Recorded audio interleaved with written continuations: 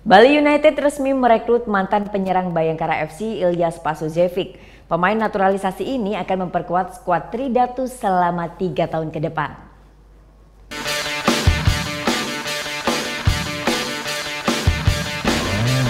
Ilyas Pasujevic, mantan penyerang Bayangkara FC, resmi memperkuat Bali United hingga 3 tahun ke depan.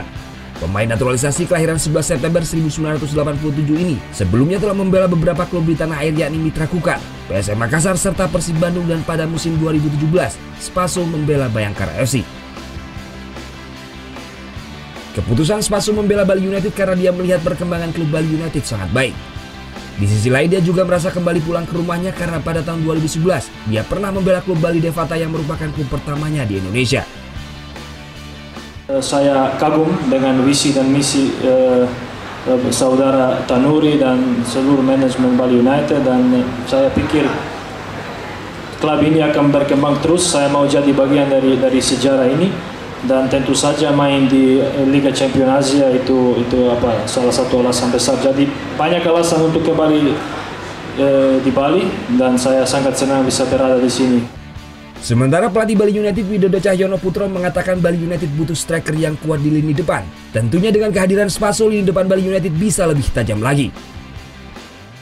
Saya sudah tahu Spaso gaya permainannya.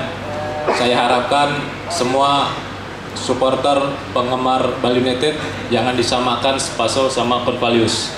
Ya, ini sangat berbeda. Ya, yang jelas jangan mengharap Spaso nanti bisa melebihi Convalius. Tetapi yang kami harapkan dari Spaso yang dia bicarakan tadi, bisa memenangkan setiap pertandingan. Itu cukup menurut saya. Tak tanggung-tanggung, Bali United juga merekrut Kevin Brands. Kevin Brands adalah gelandang asal Belanda kelahiran 28 Maret 1988. Menurut CEO Bali United Yabes Tanuri, Kevin dianggap pemain yang tepat untuk kebutuhan tim. Kevin Brands akan memperkuat Bali United selama 2 tahun. Bali United juga memperpanjang kontrak Nick van der hingga 1 tahun ke depan, karena kemampuan pemain asal Belanda ini masih dibutuhkan untuk memperkuat tim. Semoga ini bisa memberikan sebuah semangat baru, karena kita tujuannya juga bukan hanya di Indonesia tapi juga ke Asia juga, dimana di Asia itu pertandingan kita, karena adanya Asia pertandingan kita sangat banyak. Belum lagi ada Piala Presiden juga yang tambah banyak lagi.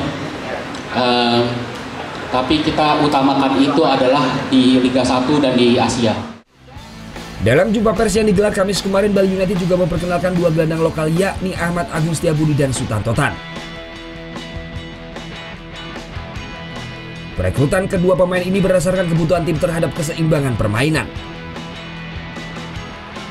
Surya Sanjaya melaporkan untuk NET.